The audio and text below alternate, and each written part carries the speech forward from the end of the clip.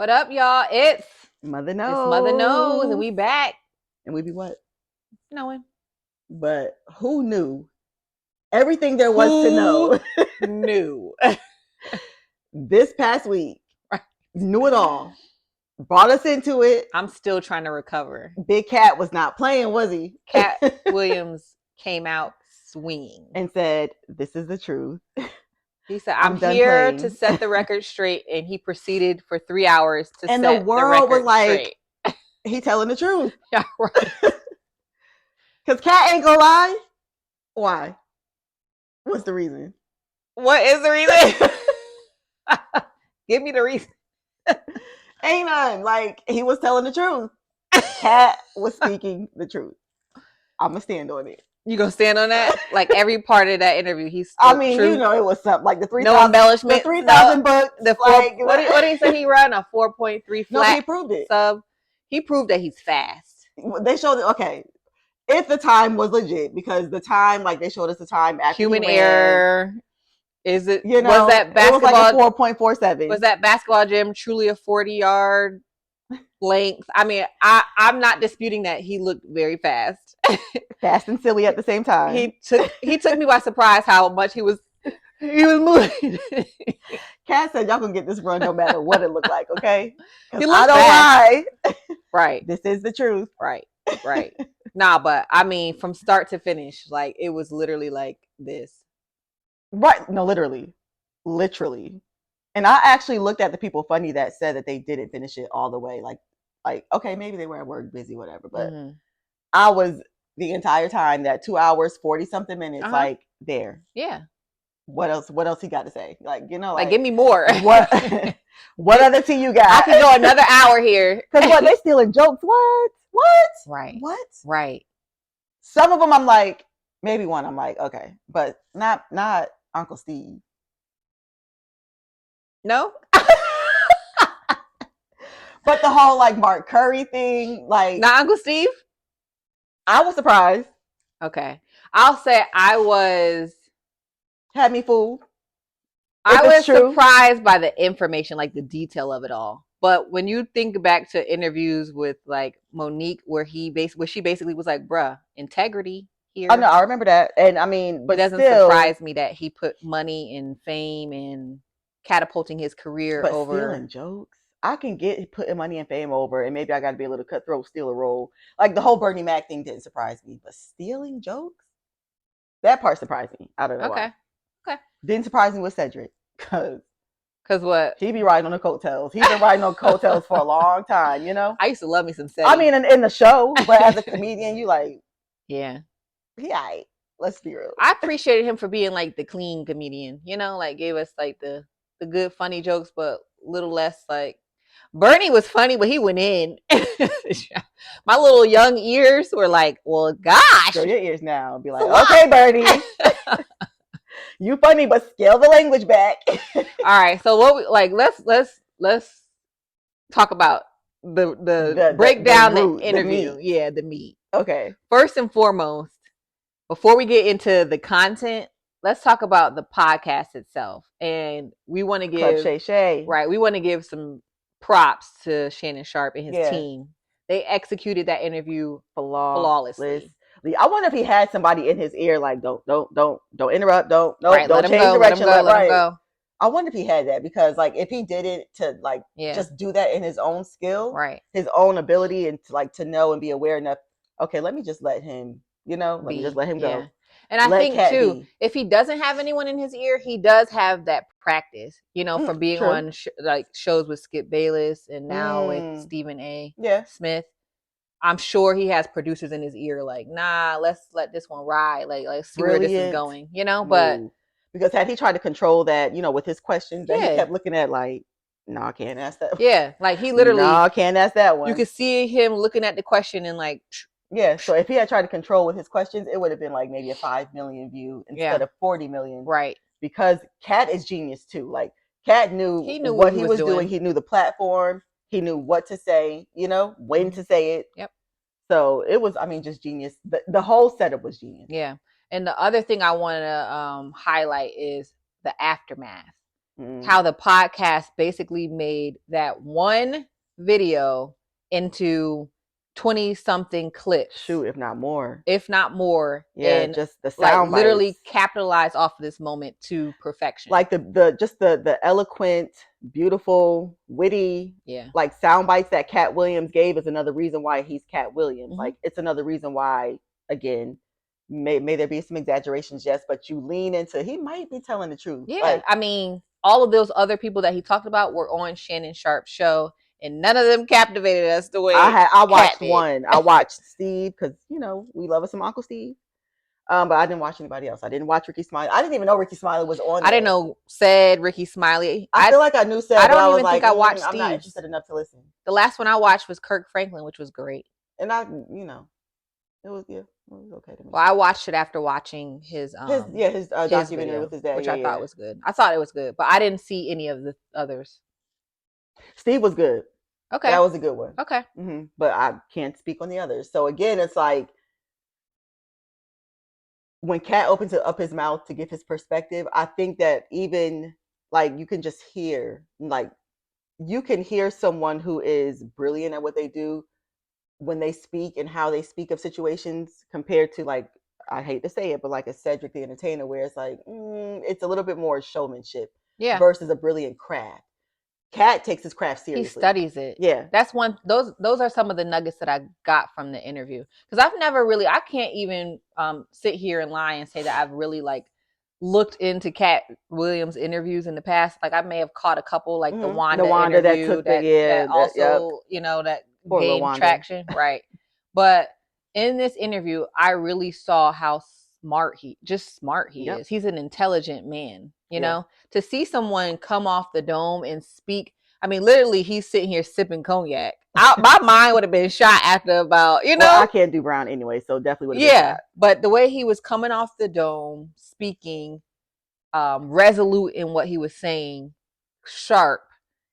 Even when Shannon was like interjecting and asking questions, and he was just very sharp. But you know what I love too? The way Shannon interjected. It wasn't an interjection with like a counterpoint, or a pushback. It was like, oh, come, like it was just surprise. Like, and I think that's what pulled us in even more, because we were like, look, Uncle Shannon, look, like because he was just like so shocked, like, but I can't believe this man saying this. To that point, he gave the barbershop reaction that we're used to. Yes, that we want to see. Yeah, I think we're so caught up in this world of social media, of packaging, of being behind the scene, behind the camera, and being able to spout off what you can spout, that we're so used to seeing the combative interview and not the, oh, come on, man, like the lean back, right? Like, let me get another drink, because like, you gonna have my podcast. Nobody coming right. I love that honest, raw reaction, because that's how we were all feeling. Like, Lord, ain't nobody else coming to the show. When Shannon said whatever he said, but it was basically like a, how you doing, Katt? And Katt went on for 30 minutes. I was stuck. I was like, wait a minute. Yeah.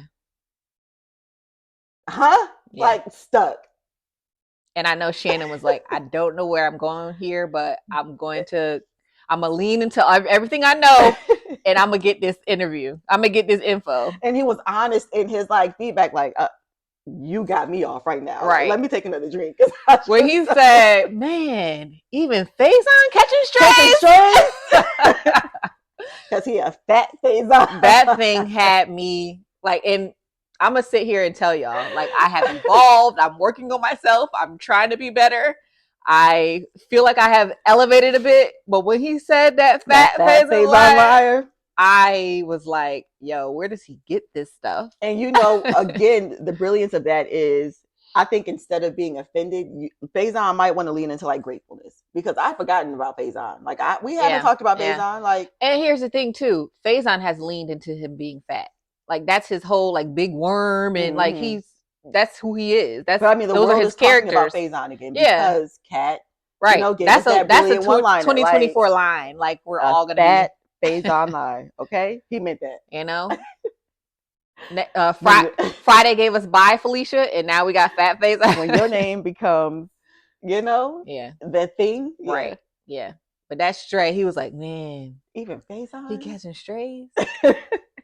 So like there were so many nuggets. I mean, we can run down, like just those things that Katt said that really pulled the world in. Mm-hmm. There's plenty of them. Like, they've been all across the internet. Well, let's run them down. Yeah, like we can run them down. First of all, okay, we're on this podcast. We're doing our thing. Like, I think we like think of ourselves as winners, right? Because that's what winners do. They step out. But I'm a winner. When Katt told I'm a winner. Shannon, like, legendary football player, he said, "You having an allegiance." Right. That's like the number one line. You having an allegiance to losers. Losers is unlike you. An unnatural allegiance to losers is unlike you. And it is. Like, Shannon is a champion. Why are you caping for these men? Why? Ebonically speaking, right? Yeah. Like, to your point, why are you caping for these men? Like, we're champions. And in your sport, you're a champion. In my sport, I'm champion. Why are we sitting here trying to act like for these men acting like they're legends when they don't have the numbers? They don't have the data. Like, they don't have it. And they won't. Right. Because they threw in the towel. Is how allegedly how Katt said it. You know? Like, I was there when it said quit. Yeah. So I think that's probably like the top. Like, that was brilliant. Just the way he broke it down. Because it's like, you know what? You're right. You are right. Like, this man is a NFL champion sitting here. It is unnatural. He does have an allegiance. And they are, maybe, in fact, losers. Right. Allegedly. You put it like that, you know? But no disrespect, because like I said, and like y'all you said, have made us laugh at different points in life. Like, I found every single one of those men funny. Yeah, so I'm not going to take that away from them. They are the onks of the comedy world for the Black community. So I don't want to, but it was just funny how it clicked. Like, you know what? He's right. Unks just calling bullshit right now. That's all it is. Like, unks just beefing a little bit, you know, just calling each other out. Right. That's what this is. Yeah. We're the unks. I can't let you move how you moving. Yeah. I'm gonna call you out. Yeah. And I think there's something to be said about Katt. He was sitting there in his truth, really, you know? Mm-hmm. I love one of the one-liners that we talked about with him saying, I don't know if you know how bullies operate, you know? If you don't stand up to them, there's really nothing they won't do. And I mean nothing. You know? And I think that's why, like, he had gotten to that point. I think behind the scenes, for somebody to say that, I feel like he's been tried to the point where he's like, yeah, no, I'm gonna have to call this out real quick. Anyone who comes out swinging like Katt did, y'all, he feels like behind the scenes, he feels like his back is against the wall. Exactly. You tried him to a point where he's like, yeah, no, I'm gonna have to stand on business. Right. And that's what he did. Shay. He really sat down. Everybody about to be uncomfortable, okay? Katt literally sat down and was like, here we go. You know? Like, everybody about to be uncomfortable. Yeah. Like, you know what I was wondering? I can resonate with that so much. Like, you get me to that point, we all about to feel it. That's you. Yeah. Like, all about to. I think I have always been someone who can still measure it. But if you get from 0 to 100, that 100, everybody gonna feel it. Done. Everybody got to feel it. It's done. Yeah. So I knew somebody had tried him. When I was watching the interview, though, all I kept thinking was, I wonder what the people the producers and the people that are what's in their head. What are their faces saying to Shannon right now? Are any of them like, oh my, or are they excited? I loved hearing their chuckles and cackles in the background. Yeah. Like, there were a couple of points where Katt said something so like just off the wall, where they couldn't even hold back their laughter. Yeah. Like, what? Like, I can imagine. Like, when he said, this is the other side of the Kirk Franklin prayer. Oh, yeah. That was a good. Like, they fell out. Like, you could hear production. Like, this dude is a trip. Yeah. But I could just imagine, like, a Carlos King, you know, like how they salivate over this kind of content. Mm-hmm. How he would have been like, we're about to kill it, you know? Yeah. But, I mean,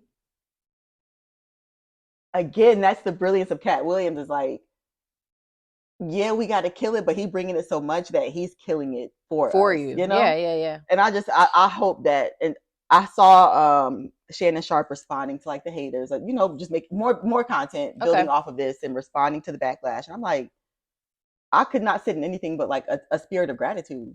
And he has. Yeah. Like, I've seen him on. But I mean, like, I get, yes, you can respond, but it's like, I got nothing but positive about this. Yeah. I think it's easier said than done too, because it's your baby. You know, like true. It's easier said than done, but I think he has done a good job. I've seen him on Nightcap, you know, like just talking about like, yo, we were thinking maybe 10 to 15, maybe million, but the first day, 5 million. Yeah. All I can do is be like, you know, he's been thankful and grateful, you know, for it. Yeah. But really, if somebody comes on your podcast and blows you up like that, that's all you could like from here on out. If I were Shannon, I would be like, every time I saw Katt, like nothing but love. Like nothing but love. I got you. Right. You want to come back on the podcast? Because he has done other interviews and they just didn't have that same. Now it might be because they're coming after, right? Like that big hit. Yeah, they're coming after. And the one with Willie D was a different angle. I think he was trying to get more of his personal. I feel like he was trying to get more of his personal story. I just felt like I heard a lot of the same questions. Okay. From him that I heard from Shannon. So I was a little bit disappointed. Yeah, and again, I felt like maybe I can just read people, you know, like it's kind of what I do. So I felt like Katt was also disappointed in the conversation, like the way that it was going. Okay. I just didn't feel like he pulled anything new out of it. Yeah. Yeah. Well, I mean, I did get more details about how he grew up. And I don't know if that was the purpose for Willie D, but I did get more about like, you know, him. He gave us a little bit of insight about being young and going to Florida, but then I think he went to Oklahoma. He had a stint with Ladies of the Night, as they call them, you know. So there was more information I thought from that interview, more details, I would say. Yeah, more details. I'm trying to find the I watched 3 interviews in total with Katt Williams. Okay. I was trying to find the woman that he spoke with because their conversation was totally different. Like she was pulling new stuff out. It was good. It was really really good. When did that one drop? I watched it yesterday. Okay. I don't know when it dropped though. Okay, I gotta find it. All right, but so I mean, it was really really really good. Another one-liner that we have to talk about. Okay, let's get to it.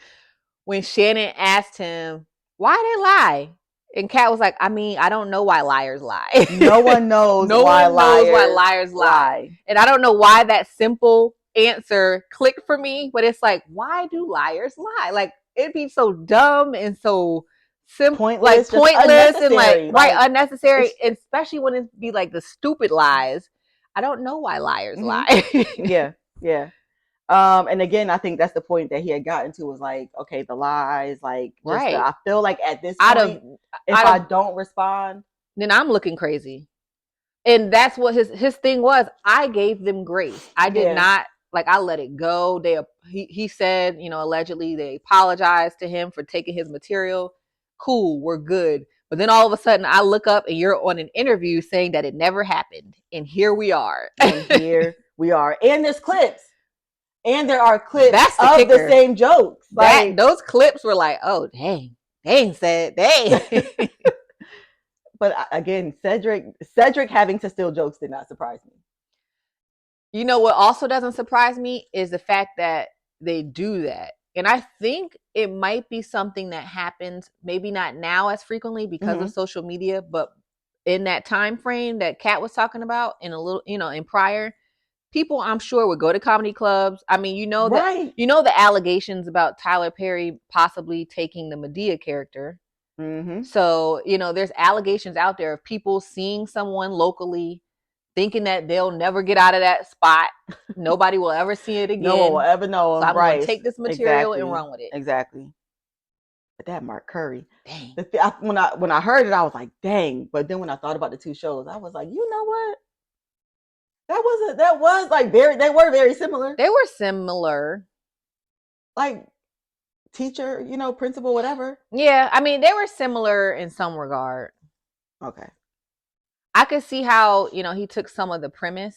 I mean, I think hanging with Mr. Cooper had some differences though. Didn't he have like roommates? He had the girl. He had Holly P. I mean, yeah, there's some differences, but I lived with him, and it just felt more similar than I ever like would have thought about it. Yeah. And then when they showed the clip of Steve Harvey and Mark, like, so y'all having words about something, right? Oh, did you see it? You didn't see it? Oh yeah, like they were at a heated discussion. They were at an awards show. Okay. Both of them in the back. And Mark leans over and it's like, you know, you can tell he's saying something to Steve. And Steve is like, man, what? Like, You know, like you took my basically. You heard what I said. You heard me. I said what I said. But yeah.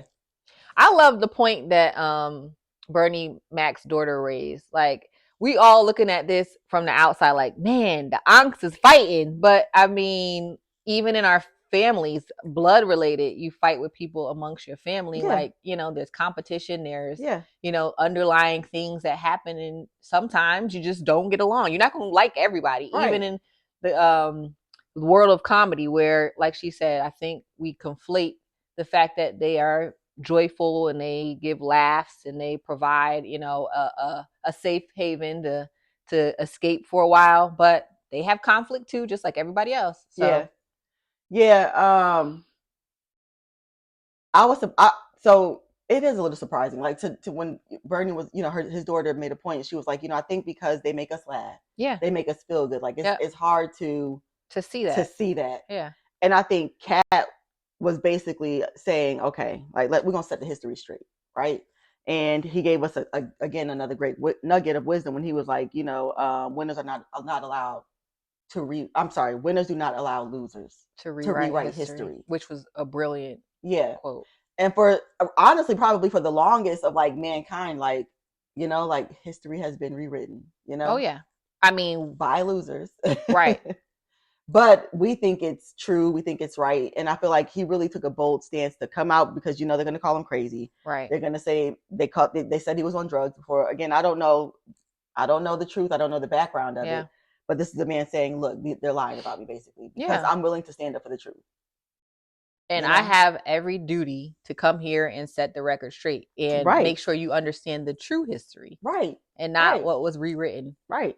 Which is, like I said, I think the quote is brilliant. When you think about how we grew up, you know, how you go through school and you learn about a revolution versus a massacre, you know, who's telling the story. You think about the words that are used, you know, you think about a riot. Indentured servants. Right. You think about the words that are used and you're like, you know what? The people who are writing history, of course, are going to frame it like this. Exactly. Because they want to appear as the winner. Right.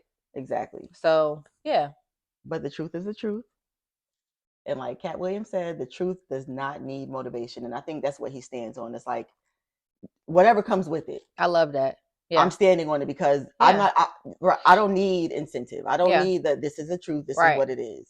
And it showed when he said the truth does not need motivation, it showed his sharp mind, because Shannon was actually asking him in that moment, like, you good, man? You've been sipping on that cognac a little bit. And he said, nah, the truth don't need motivation. I'm not drunk. I'm not driven by this. I'm in my right mind. Exactly. I'm speaking how I want. I know what I'm saying. You know, I'm level-headed. I know what I want to say. And this is what I'm saying. And the other side of that, when he said, now why they don't like me is because I'm, again, collecting truth. Mm-hmm. So there's true things I know about you. There's things I've collected. Right. That's what I'm interested in. Yeah. And that's why they don't like me, because they know I know. I'm going to collect the truth about each one of them. And you think about it, like, when you think about the industry itself, you know, the comedy world is basically a segue into Hollywood, right? Mm-hmm. So you think about that industry, the truths that are being unveiled now, you know, the Harvey Weinsteins of the world, the Epsteins who had close proximity to the industry, all of that's being revealed.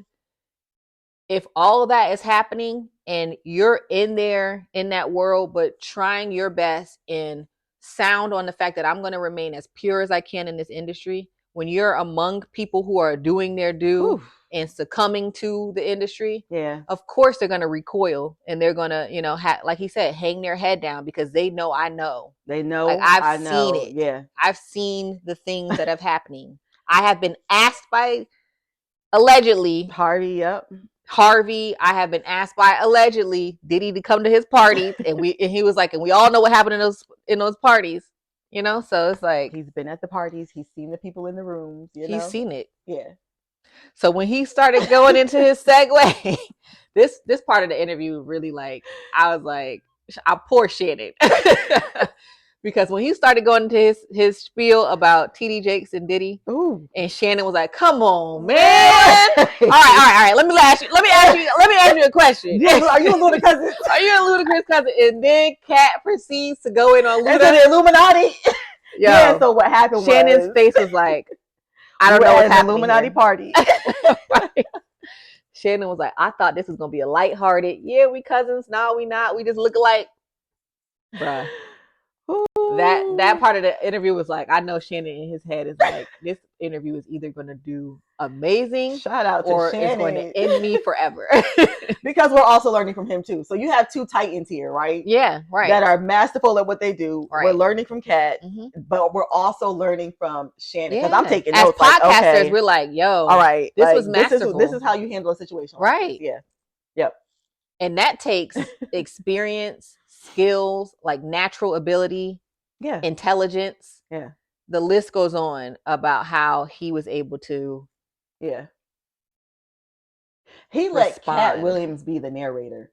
Yeah. You know, you like he let it. A person like that, you have to. He let Katt Williams narrate his experiences, right?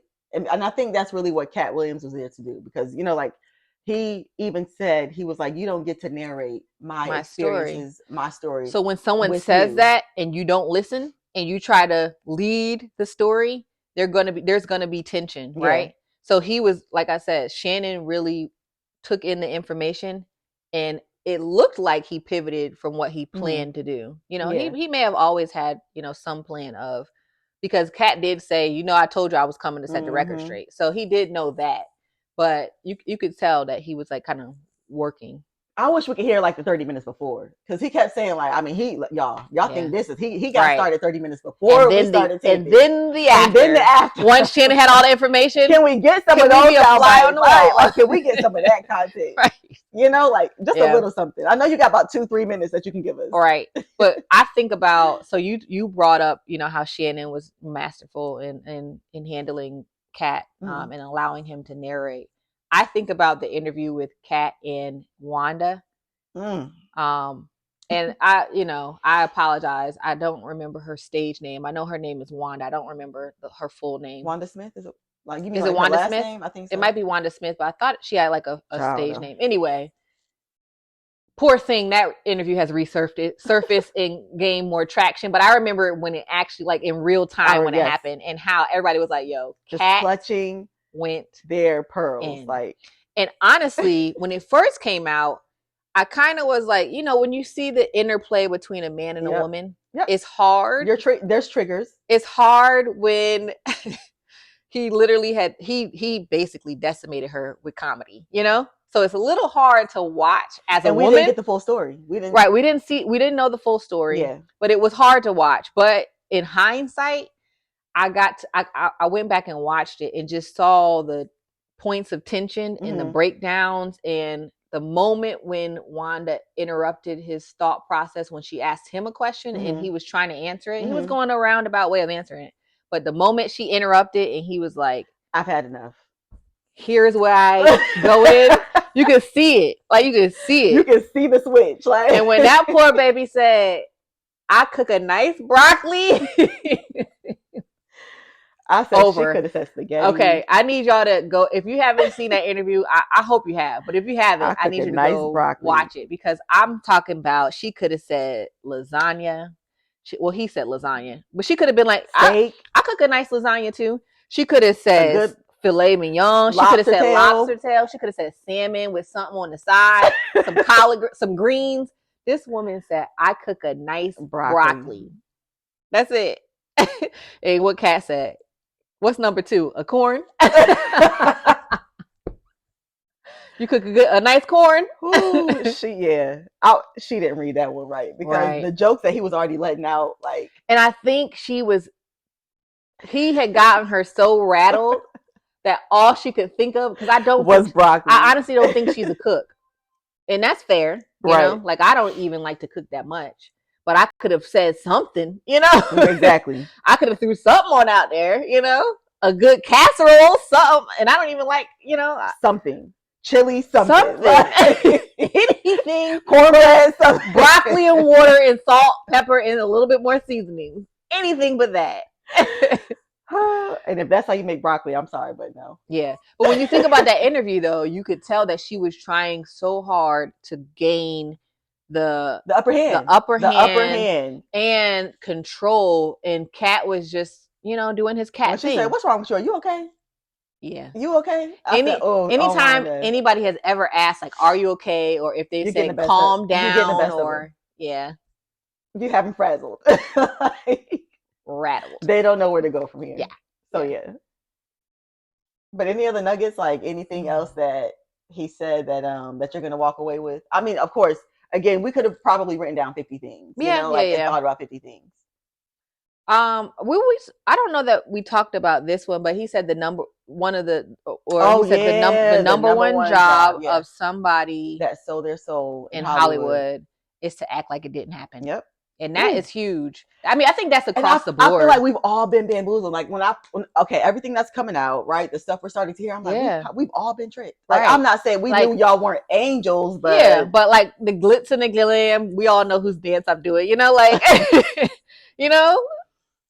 Like that. Like it goes that deep. It's deep. And it's sad when we know what the industry is. Yeah. I think that's the thing. We know what the industry is.